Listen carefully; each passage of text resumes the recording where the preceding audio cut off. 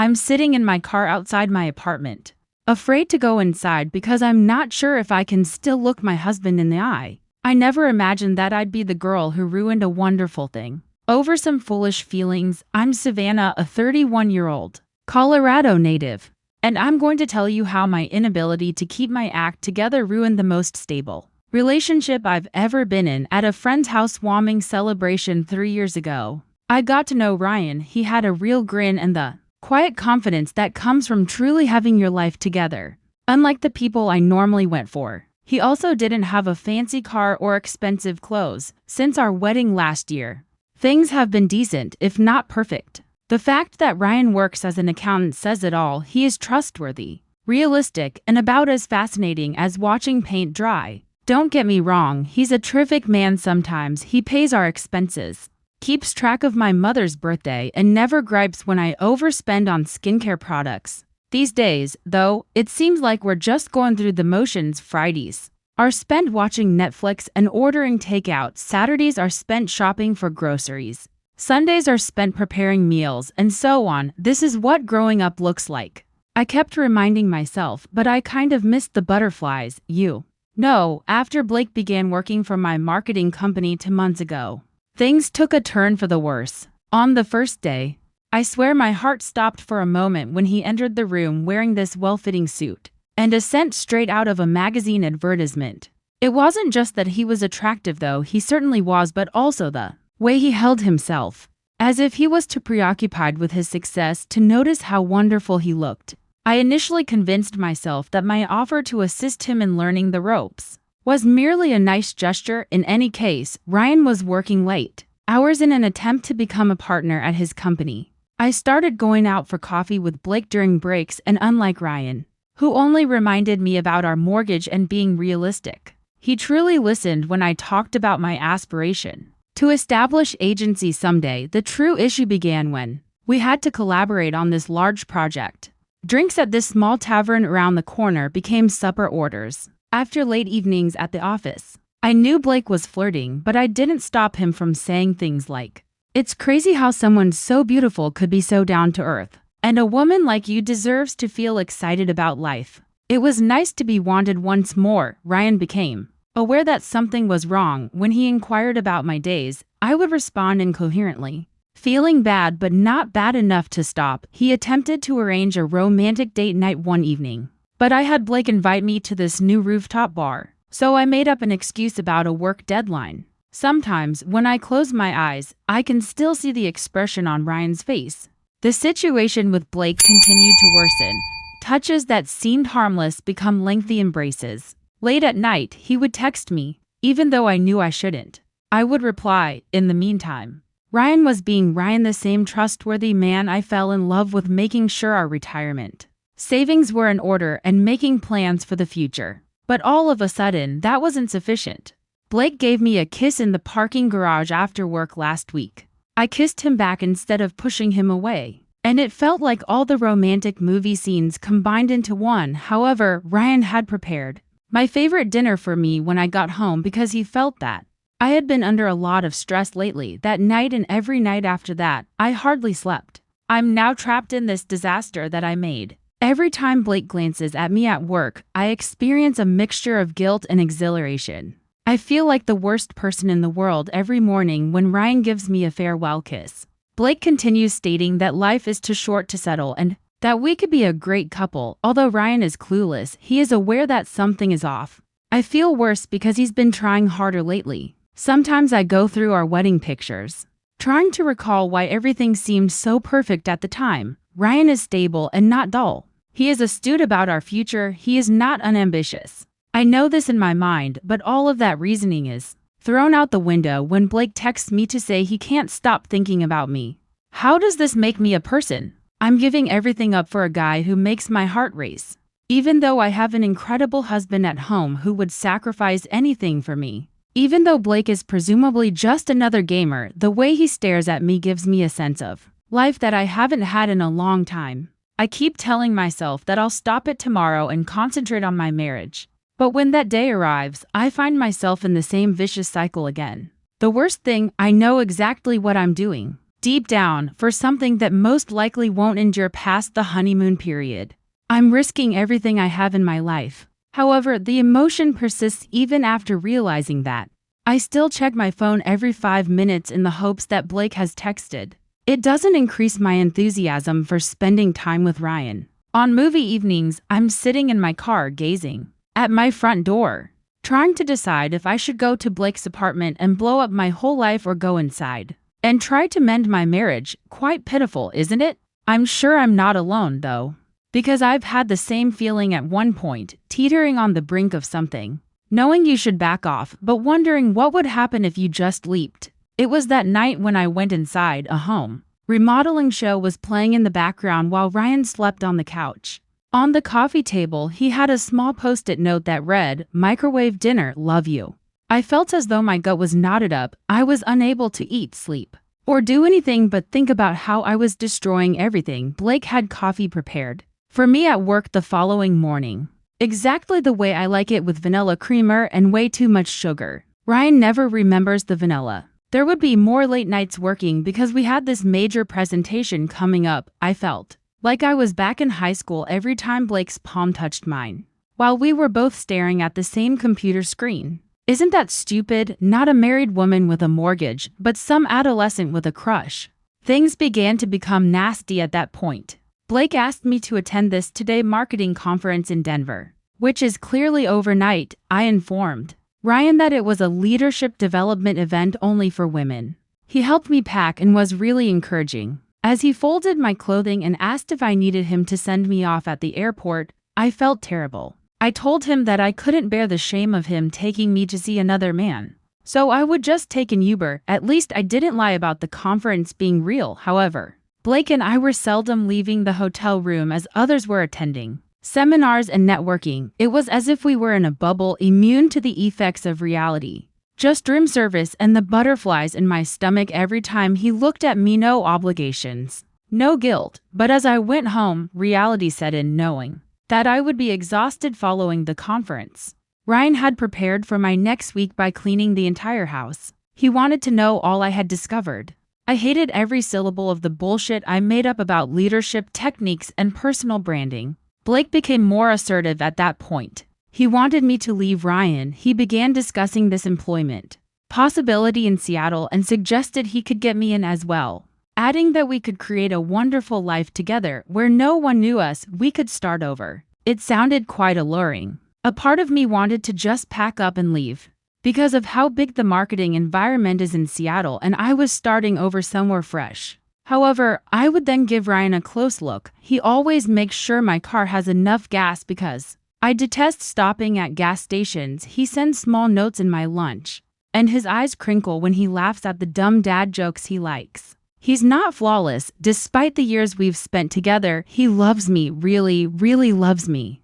Even though there are times when he works too much, loses himself in his spreadsheets, and forgets to schedule date nights. Things reached a breaking point last night. After work, Blake texted me, saying he needed an answer regarding Seattle and that he was sick of skulking around and sharing me. For our anniversary the next month, Ryan was organizing this entire weekend retreat on our shared laptop. He had left the confirmation email open. Even after 15 years of marriage, he continues to work hard while I'm discarding everything. Blake and I are scheduled to meet for coffee in an hour so that I may respond to him. In the never-ending series of lies I've been telling, Ryan believes I'm getting my nails done, twisting my wedding band around my finger. I can't take my eyes off of it. It seems to know what I'm doing because it seems heavier these days.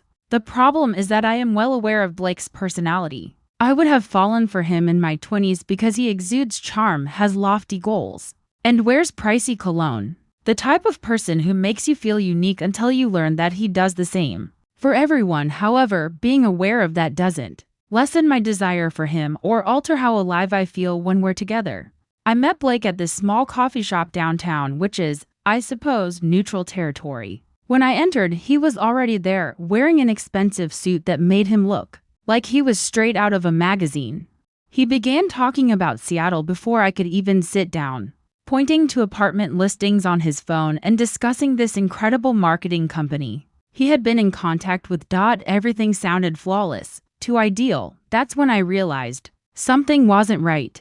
His phone displayed a notification, a heart-shaped message from a person named Katie. I caught it before he could rapidly swipe it away. He became defensive and said it was his sister when I questioned him about it. Wasn't his sister's contact photo either. I've seen it before. That was where the entire idealized illusion began to fall apart. I did something I'm not proud of and excused myself to use the restroom using the profile of a mutual acquaintance. I searched Facebook for Blake. It turns out that Katie, who lives in Phoenix, has been his girlfriend for 2 years. While he is here on this temporary assignment, they are conducting long distance. Everything began to make sense, including why he never wanted to go anyplace in public in town and why he constantly made excuses. About weekends, I felt like the biggest fool in Colorado as I made my way back to our table. For someone who was engaging in the same behavior with several women, I was prepared to ruin my marriage. However, I chose to sit there and nod in agreement while he discussed our future together rather than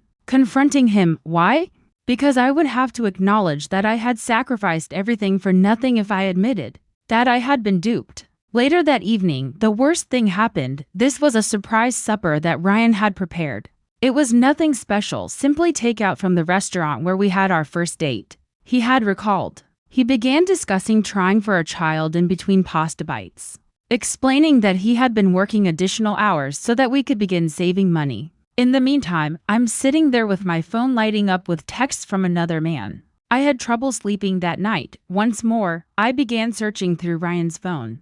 Not because I had any suspicions, but rather because I was looking for any evidence that might support my actions. However, all I could find reminders to get my favorite ice cream and searches for romantic anniversary ideas. I felt worse because of it. It was a nightmare at work the following day. Now that I knew about Katie, I began to notice things, like how Blake discussed other opportunities with at least 2 other women in separate departments, and flirted with the new intern when he thought I wasn't looking. I had sacrificed my security for a person who hoarded hearts like cards. The truly problematic issue, though, is that despite all of this, I continue. When he would walk by my desk or send me those late-night texts, I sensed something. It seemed as though my heart and brain were no longer in communication. Blake was everything I couldn't stop wanting, but Ryan was everything I should desire. When Katie made the decision to surprise Blake with a visit, everything reached a breaking point. She was wearing an engagement ring I was unaware existed, and she looked stunning and accomplished when I arrived into the office on Monday morning.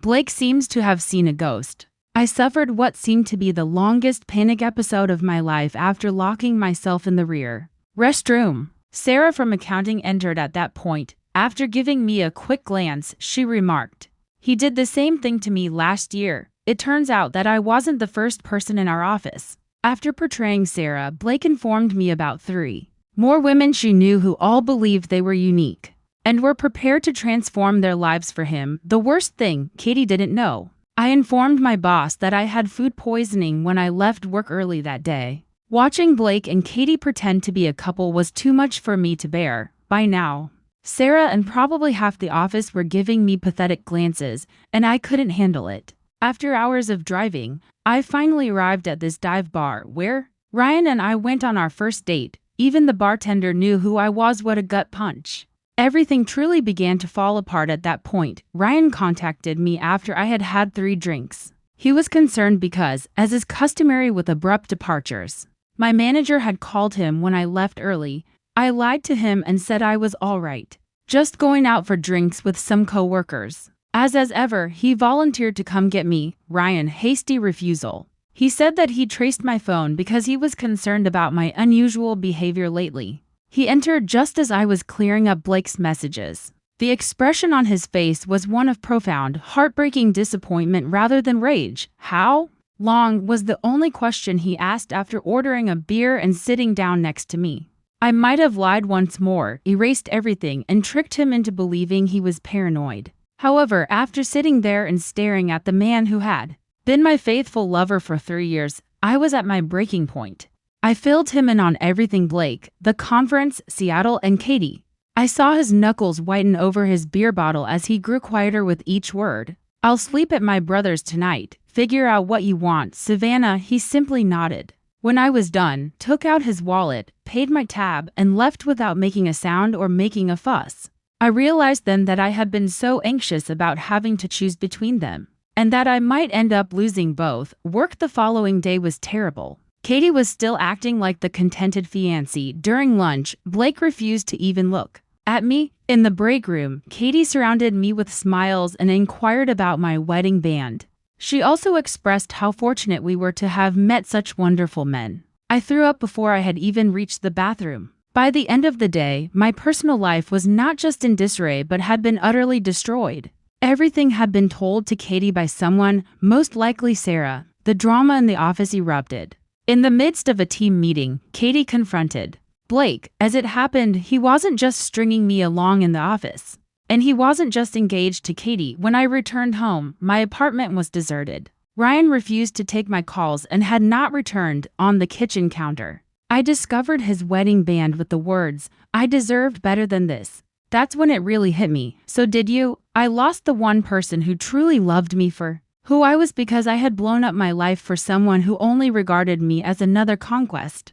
The following day, Blake resigned. He simply sent an email to HR and vanished without even clearing his desk. It seems that he had previously pulled this act. I had totally fallen for his pattern of relocating from city to city and company to company, leaving a trail of shattered hearts and ruined relationships in his wake. The weeks that followed were a haze of shame and remorse. At work, everyone was aware. When I entered a room, the whispers would stop, but as soon as I stepped out, they would resume. I was summoned to a meeting by HR regarding professional behavior at work. In order to avoid the judgmental and pitying glances, I ultimately took a week off from work. Ryan continued to avoid direct communication with me, preferring to go through his lawyer or brother. One day, while I was at work, he had packed out the majority of his belongings, leaving only his key and a few divorce documents on the kitchen counter. According to the memo that was attached, he will cover all of the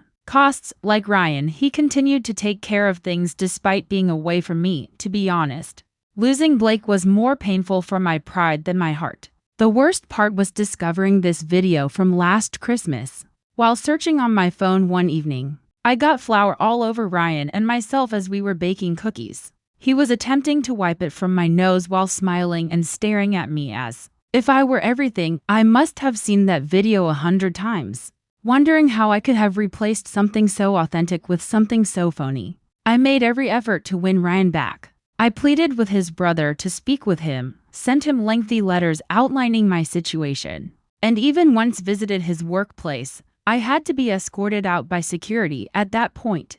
His attorney called and threatened to apply for a restraining order if I didn't stop. Did the man who used to hold me every night need to issue me a restraining order? What a disaster that is. Meanwhile, Blake was enjoying life to the fullest in Seattle. Yes, he had promised to take me to Seattle according to his LinkedIn profile. He had already begun working for a prestigious company there. New victims, new city. This lengthy, ambiguous Facebook update about following your instincts and avoiding gunshots was most likely posted by Katie. I'm glad she left before saying I do. Work became overwhelming. I had been promised a promotion, but I had been passed over. My race, they said, I was a liability because of personal concerns. I no longer get lunch invitations from my coworkers. Even Sarah, who had experienced the same sensation, avoided getting too close. Really, I can't blame them. Who wants to be connected to the homewrecker at the office? I drove past our old house one night after drinking too much alcohol. Another automobile that I didn't recognize was in the driveway with Ryan's. I could see him and a woman in the kitchen through the window like we used to do. They were cooking together. He seems really joyful. I spent an hour sobbing while sitting in my car. Everyone acts as though I should have known better, that I should have been stronger, smarter, and more devoted, and that is what kills me. Indeed, they might be correct. However, you won't know what you do until you've experienced that rush of adrenaline and the thrill of being wanted in a manner you haven't felt in years. I don't say it's correct. I am aware that I made a mistake. The one person who genuinely loved me was hurt, and I know it, but occasionally, I question whether I would have regretted it. If Blake hadn't ended up being such a player, and if he had truly meant everything he said, would I still feel this bad if he had chosen me rather than fleeing? According to Ryan's attorney, the divorce will be finalized next month. Due to my inability to appreciate what I had and my need to pursue a fantasy that proved to be nothing more than smoke and mirrors, my 3 years of marriage ended in a pile of paperwork. It's likely that Blake has already identified his next target. What about Ryan without me? Ryan is creating a new life. Since I am unable to pay for a better apartment on my own, I am starting anew at the age of 31 and living in this depressing little studio apartment. I'm looking through dating apps, but I'm too afraid to go out and meet anyone. I worry whether I'll ever find another Ryan or if every guy I meet will be another Blake. I don't deserve one. Last week, the divorce was finalized. Ryan's attorney took care of everything. He didn't even visit the courthouse. I watched as 3 years of marriage were destroyed in less than 20 minutes. While I sat there in my best dress, the one he always claimed made my eyes seem attractive, she had another Tuesday to deal with, another failed marriage to process, and the judge didn't even glance up from her paperwork. Last night, out of curiosity, I searched for Blake on social media. A bad concept. He's already engaged to a stunning marketing executive in Seattle once more. Like his page with Katie. And most likely with everyone else, hers is filled with photos of them hiking, traveling, and looking flawless together. The depressing aspect? Seeing those photos still hurts, even with what I now know. My mother is always telling me that this is all a part of maturing, learning from your mistakes, and discovering who you are. In any case, she said it with ease. When Ryan ceased paying her part of the divorce settlement, she didn't have to take on more freelance work to make ends meet.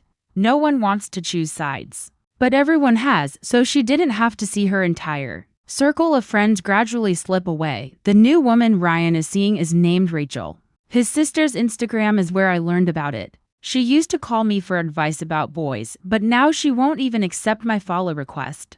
Rachel appears to be everything I used to be: kind, normal, and reliable. I suppose they took the trip Ryan and I had been saving for to Hawaii last month. It's funny how life unfolds. I spent some time in treatment. The therapist continued to discuss identifying patterns and accepting responsibility. The problem is that I am aware that what I did was incorrect. I am aware that I do harm to others.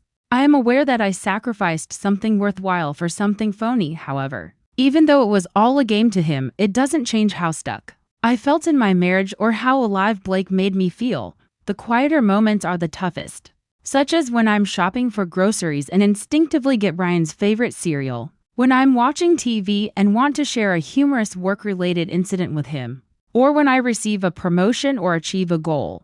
I briefly forget that he is no longer the guy I call. I'm not into him at all. Everyone believes that if I truly loved Ryan, I wouldn't have given Blake a second glance and that I should have battled harder for my marriage. Perhaps they are correct, but perhaps love is more complicated than that. Perhaps you can have a deep love for someone and still desire more. Perhaps you are not a bad person, even if you make terrible blunders. Of all places, I ran into Sarah from accounting at a divorce support group last week. Now that she is dating a man who is aware of her entire past and still loves her, she is doing better. She said something that has stayed with me. Losing the person you were before, the guy who played you, is worse than losing the guy who played you. Now I understand. I lost myself in addition to Ryan and Blake. I lost the person who took pride in her honesty, loyalty, and goodness. I am now the warning story, the rumor, the example of what not to do. Indeed, I might be deserving of that. This could be my karma or something. I occasionally consider emailing Ryan to let him know what I've discovered, how sorry I am, and how much I've changed. However, wouldn't that be self-centered? He has moved on and is now content.